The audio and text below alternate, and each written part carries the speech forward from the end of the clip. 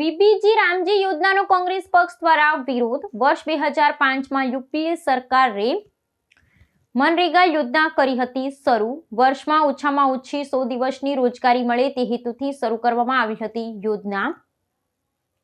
મનરેગા યોજના એટલે રોજગારનો હક આપવાની યોજના। વિશ્વમાં સૌથી મોટો રોજગારી આપતો કાયદો એટલે મનરેગા। આ ગાંધીનું ગુજરાત છે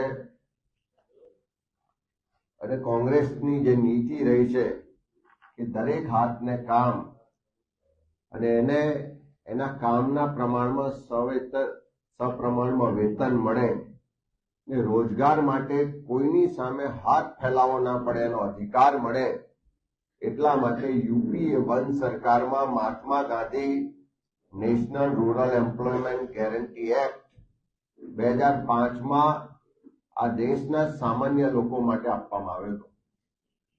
રોજગાર માટે કોઈ યોજના નહીં, પણ રોજગારનો અધિકાર આ દેશના લોકોને કોંગ્રેસની સરકારે આપ્યો અને આ મનરેગાના કાયદાના માધ્યમથી આખા દેશના લોકોને અધિકાર આપ્યો કે વર્ષમાં ઓછામાં ઓછા 100 દિવસની રોજગારી એને મળે અને માંગ આધારિત, એટલે કે જ્યારે પણ એને રોજગારની જરૂરિયાત હોય એ ત્યાં પંચાયતમાં જઈને, સ્થાનિક સંસ્થામાં જઈને અરજી કરે તો 15 દિવસમાં એને રોજગાર આપવો પડે અને જો તંત્ર રોજગાર આપવામાં નિષ્ફળ નીવડે કે રોજગાર ના આપી શકે તો એને બેરોજગારી ભથ્થું આપવું પડે।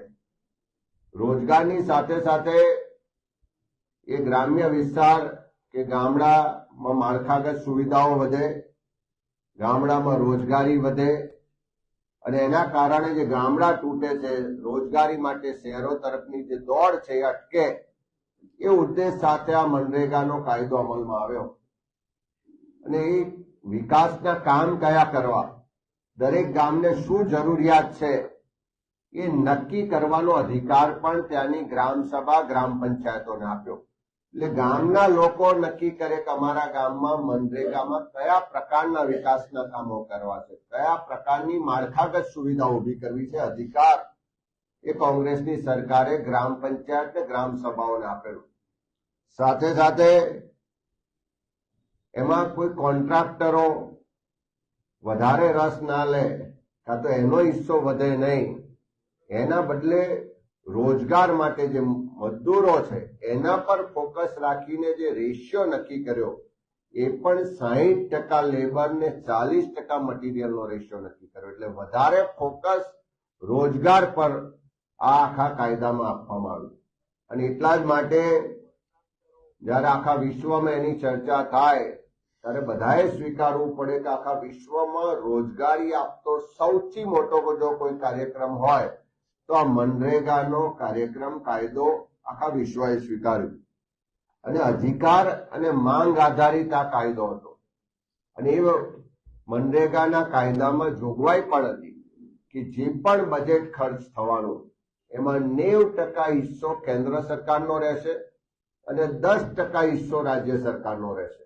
એટલે કોઈ રાજ્ય સરકારોની આર્થિક સ્થિતિ બરોબર ના હોય અને એના કારણે આ કાયદા હેઠળ રોજગારી ના મળે એવું ના બને, એટલા માટે કેન્દ્ર સરકારે જવાબદારી સ્વીકારીને 90% હિસ્સો કેન્દ્ર સરકારનો રાખ્યો। સાથે સાથે કોઈ સિઝન, કોઈ મહિનો જોયા વગર 12 માસ જ્યારે પણ માગો ત્યારે રોજગાર આપવો પડે। કોઈ સિઝનની એમાં મર્યાદા નહીં, કોઈ એમાં રોકટોક નહીં કે કોઈ એને રોકવા માટેની કોઈ જોગવાઈ નહીં। 12 માસ માગો ત્યારે રોજગાર મળે અધિકાર આપ્યો હતો।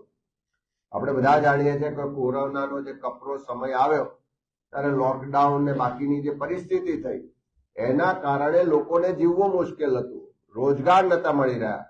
ત્યારે કોરોનાનો જે કપરો સમયકાળ હતો એના જે ડેટા બહાર આવ્યા કે વર્ષ 2020-21ના વર્ષમાં દેશમાં 72 લાખ પરિવારોને 100 દિવસની રોજગારી આ મનરેગાના કાયદા હેઠળ મળી અને અનેક પરિવારો એનું જે સર્વાઈવલ થયું એ આ કાયદાની જોગવાઈને કારણે, એનાથી મળતા રોજગારને કારણે થયું। 2015ના વર્ષમાં વિશ્વ બેંકે પણ સ્વીકારવું પડ્યું કે આખા વિશ્વમાં સૌથી મોટો રોજગાર આપતો કોઈ કાર્યક્રમ હોય તો આ મનરેગાનો કાર્યક્રમ છે. સાથે સાથે જે એનો અભ્યાસ થયો, જેના આંકડાઓ બહાર આવ્યા કે આ દેશમાં મનરેગાના કાયદાને કારણે જે રોજગારી ગ્રામ્ય વિસ્તારમાં મળી એના કારણે 14% જેટલી આવકો એ પરિવારોની વધી અને એના કારણે 26% જેટલા લોકો ગરીબી રેખામાંથી બહાર આવ્યા. એટલે એમ કહી શકાય કે આખા દેશના લોકોને ગરીબી રેખામાંથી બહાર લાવવા માટેનો પણ આ ઐતિહાસિક કાયદા હેઠળ કાર્યક્રમ ચાલ્યો અને એનો ખૂબ મોટો લાભ આ દેશના ગ્રામીણ વિસ્તારના, ખાસ કરીને જે ભૂમિહીન ખેત મજૂરો હતા, જે મહિલાઓ છે, જે એસસી, એસટી, ઓબીસી વર્ગના ગરીબ લોકો છે, એવા લોકોએ વધારેમાં વધારે આ કાયદા હેઠળ લાભ મેળવ્યો અને ગરીબી રેખામાંથી બહાર આવ્યા. અને બીજી બાજુ ભારતીય જનતા પાર્ટીનું શાસન 2014 થી આવ્યું. ભાષણો તો કરવામાં આવ્યા કે દર વર્ષે 2 કરોડ યુવાનોને રોજગાર આપીશું. એની શું પરિસ્થિતિ છે આપણે બધા જ જાણીએ છીએ. રોજગાર તો ના આપ્યો, પણ જે કોંગ્રેસની સરકારે ગ્રામીણ વિસ્તારના લોકોને રોજગારનો અધિકાર આપ્યો હતો, કાયદાકીય અધિકાર આપ્યો હતો, એ અધિકાર છીનવવાનો પ્રયત્ન થઈ રહ્યો છે. એ કાયદાને ડાયલ્યુટ કરીને યોજનામાં કન્વર્ટ કરવાનો પ્રયત્ન થઈ રહ્યો છે અને એના જ કારણે જે પરિસ્થિતિનું નિર્માણ થવાનું છે, ખૂબ ગંભીર પરિસ્થિતિ થવાની છે. આમ તો નરેન્દ્રભાઈ મોદી દેશના વડાપ્રધાન આપણા ગુજરાતમાંથી છે. મહાત્મા ગાંધીનું ગુજરાત, રાષ્ટ્રપિતા તરીકે આપણે સૌ ગૌરવ લઈએ. આખું વિશ્વ એમના વિચારો, સત્ય, અહિંસાના માર્ગે ચાલવા માટેના સંકલ્પ કરે અને એ ગાંધીજીનું નામ આ ભારતીય જનતા પાર્ટીની સરકારે આ કાયદામાંથી હટાવ્યું. નામ બદલીને નામ કર્યું વિકસિત ભારત ગેરંટી ફોર રોજગાર એન્ડ આજીવિકા મિશન ગ્રામીણ. એટલે મહાત્મા ગાંધીજીનું નામ હટાવીને ગાંધીજીના નામની તો એમને એલર્જી પહેલેથી છે, પણ એમના વિચારો જે હતા કે ગ્રામ્ય અર્થતંત્ર મજબૂત થાય, ગામડાના લોકો મજબૂત થાય, ગામડા તૂટતા અટકે, ગામડા સમૃદ્ધ થાય, એ વિચારોને ખતમ કરવાની શરૂઆત પણ એમણે કરી છે. સાથે સાથે જે રોજગારનો અધિકાર હતો એ છીનવીને હવે બજેટ આધારિત આખી યોજના બનાવવાનો પ્રયત્ન થઈ રહ્યો છે. પહેલા કામોની પસંદગી કરવાની, એના કયા કામ નક્કી કરવાની જે સત્તા હતી એ ગ્રામ સભા અને પંચાયતની હતી. એ ગ્રામ સભા અને પંચાયતોનો અધિકાર પણ છીનવી અને હવે સેન્ટ્રલાઇઝ સરકાર એ કામો કયા કરવા એ નક્કી કરવાનું આ ફેરફારમાં સૂચવવામાં આવ્યું છે. સાથે સાથે જે 90-10 નો રેશિયો હતો, એટલે કે બજેટમાં 90% રકમ કેન્દ્ર સરકારની, 10% રકમ રાજ્ય સરકારની, એમાં પણ ફેરફાર કરીને હવે કેન્દ્ર સરકાર ફક્ત 60% આપશે અને 40%નો હિસ્સો રાજ્ય સરકારોએ ભોગવવો પડશે. એટલે આપણું જે ફેડરલ સ્ટ્રક્ચર છે, કેન્દ્ર સરકાર, રાજ્ય સરકારનું, એ કોઈ પણ રાજ્ય સરકારોને વિશ્વાસમાં લીધા સિવાય એની સંમતિ વગર આ 60-40 નો જે બજેટનો રેશિયો કર્યો, એનાથી પણ અનેક રાજ્ય સરકારો આર્થિક સ્થિતિ એટલી સક્ષમ નહીં હોવાને કારણે જો 40% બજેટ આના માટે નહીં ફાળવે તો ગ્રામ્ય વિસ્તારના લોકોનો આ રોજગારનો અધિકાર છીનવાઈ જવાનો. સાથે સાથે એવી પણ જોગવાઈ કરી કે ખેતીની સિઝનના જે 60 દિવસ છે એ દરમિયાન આમાં કામ નહીં માંગી શકો કે નહીં મળે. જ્યારે પહેલા કોંગ્રેસને મનરેગાના કાયદામાં સ્પષ્ટ જોગવાઈ હતી કે કોઈ એવી બાદ નતો કે કઈ સિઝનમાં કયા મહિનામાં તમને કામ મળશે. 12 માસ તમે માંગો ત્યારે કામ આપતા. ત્યારે આમાં જોગવાઈઓ કરવામાં આવી કે 60 દિવસ જેટલો ખેતીનો જે સમય છે એમાં કામો નહીં કરવામાં આવે. 125 દિવસ રોજગારીની વાત તો કરવામાં આવે પણ છેલ્લા કેટલાય વર્ષોના ડેટાનો અભ્યાસ કરીએ, ગુજરાત હોય કે દેશના અલગ અલગ રાજ્યો, આ મનરેગાના કાયદા હેઠળ જે રોજગાર આપવામાં આવી, એવરેજ એની કાઢવામાં આવે તો ફક્ત 42 થી 46 દિવસની રોજગારી આટલા વર્ષોમાં એવરેજ મળી છે. 125 દિવસની વાતો કરવાની, પણ વાસ્તવિકતા છે એ 100 દિવસની રોજગારી આપવામાં પણ આ સરકાર નિષ્ફળ રહી. અને ગાંધીજીનું નામ હટાવી રાષ્ટ્રપિતાનું અપમાન કર્યું છે એવું નહીં, ખાલી ગુજરાતના લોકો એનાથી આક્રોશમાં છે એવું નહીં, આખા વિશ્વના લોકો જે ગાંધી વિચાર સાથે જોડાયેલા છે એવા તમામ લોકો આ ગાંધીજીના અપમાનનો વિરોધ કરી રહ્યા છે. સાથે સાથે આ ગ્રામ સભાઓનો અધિકાર છીનવ્યો, પંચાયતી રાજ વ્યવસ્થાનો અધિકાર છીનવ્યો, ત્યારે કોંગ્રેસ પાર્ટી એનો સખત શબ્દોમાં અમે વિરોધ પણ કરીએ છીએ.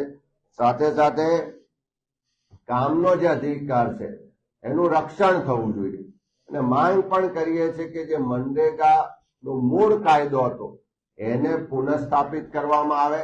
એમાં જે લોકોના અધિકારો આપ્યા હતા એને છીનવવાનું જે કૃત્ય થઈ રહ્યું છે એને અટકાવવામાં આવે અને મૂળ સ્થિતિએ એના અધિકાર અને માંગ આધારિત જે કાયદો હતો એને પુનઃસ્થાપિત કરવામાં આવે. જો તમારે સુધારો જ કરવો હતો તો કામદારોના લઘુત્તમ વેતન જે અત્યારે છે એ મનરેગાના કામદારોના લઘુત્તમ વેતનનો સુધારો કરવામાં માટે પણ માંગણી કરીએ. આ ભારતીય જનતા પાર્ટીની સરકાર એક તરફી રીતે જે સુધારો લાવી છે, બહુમતીના જોરે આખા દેશના લોકો પર જે થોપવાનો પ્રયત્ન કર્યા છે, એની સામે ઓલ ઇન્ડિયા કોંગ્રેસ કમિટી દ્વારા આખા દેશમાં એનો વિરોધ કરવામાં આવી રહ્યો છે.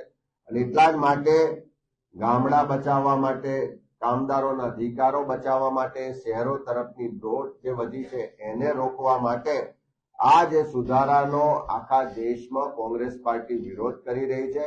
મનરેગા બચાવ આંદોલનના માધ્યમથી આખા દેશમાં એક એક ગામમાં કોંગ્રેસના કાર્યકરો જઈ રહ્યા છે અને ખાસ કરીને ગુજરાતમાં પણ 10મી જાન્યુઆરીથી એની શરૂઆત કરી છે અને 25મી ફેબ્રુઆરી સુધી આખા ગુજરાતના દરેક ગામમાં જઈ ગ્રામ સભા, ગ્રામ પંચાયતોના માધ્યમથી આ કાયદાના સ્વરૂપને બદલે જે યોજનામાં ડાયલ્યુટ કરવાનો પ્રયત્ન થઈ રહ્યો છે એનો વિરોધ કરવામાં આવશે. એના વિરોધ માટેના ઠરાવો કરવામાં આવશે. જિલ્લા કક્ષાએ, તાલુકા કક્ષાએ, ગ્રામ કક્ષાએ બધી જ જગ્યાએ લોક જાગૃતિ લાવી જે ભારતીય જનતા પાર્ટીની સરકારની મેલી મુરાદ છે એને ખુલ્લી પાડી ધરણા, વિરોધ પ્રદર્શન, આવેદનપત્રોના માધ્યમથી આખી સરકારની આ મેલી મુરાદનો વિરોધ કરવામાં આવશે. સાથે સાથે આપણે બધા જ જાણીએ છીએ કે ગુજરાતમાં તો ભારતીય જનતા પાર્ટીની સરકારમાં જે સામાન્ય લોકોને રોજગાર આપવાના કાયદાનો કેવી રીતે દુરુપયોગ થાય છે અને એમના મંત્રીના પરિવારના લોકો હોય કે ભાજપના નેતાઓ હોય કેવી રીતે ઉઘાડી લૂંટ ચલાવે છે મનરેગામાં, એ બધી જ હકીકતોનો પણ પુરાવા સાથે આ સમયગાળામાં ખુલ્લા પાડીશું. એમનો ભ્રષ્ટાચાર પણ ખુલ્લો પાડીશું અને ખાસ કરીને આખા મહિનાની મૂવમેન્ટના માધ્યમથી આવનારું વિધાનસભાનું જયારે સત્ર મળવાનું છે ત્યારે આખા ગુજરાતના ગામડાના જે કામદારોના અધિકારની વાતને લઈ આજે સુધારો છે એને વિરોધ કરવા માટે વિધાનસભા ઘેરાવાનો કાર્યક્રમ પણ લઈને કરવાના છે.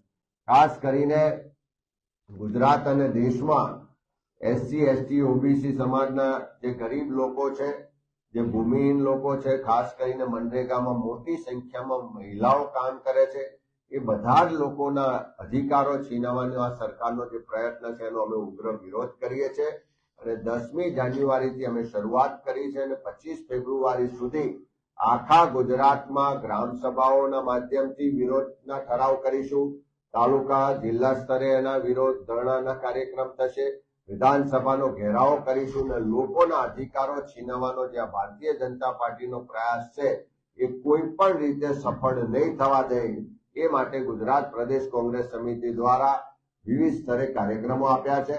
તમે બધાએ જોયું છે કે છેલ્લા 3 દિવસથી અલગ અલગ જિલ્લાઓમાં પ્રેસ કોન્ફરન્સોના માધ્યમથી, ધરણા વિરોધના માધ્યમથી લોકોમાં પણ જાગૃતિના કાર્યક્રમ કરી રહ્યા છે. આવનારા દિવસોમાં વધારે એગ્રેસિવ રીતે લોકોની વચ્ચે જઈ આ સરકારની મેલી મુરાદ છે એનો વિરોધ કરવામાં આવશે અને ફરીથી મનરેગાને એના મૂળ સ્વરૂપે પુનઃસ્થાપિત થાય એ માંગ સાથે આંદોલન કરવામાં આવશે.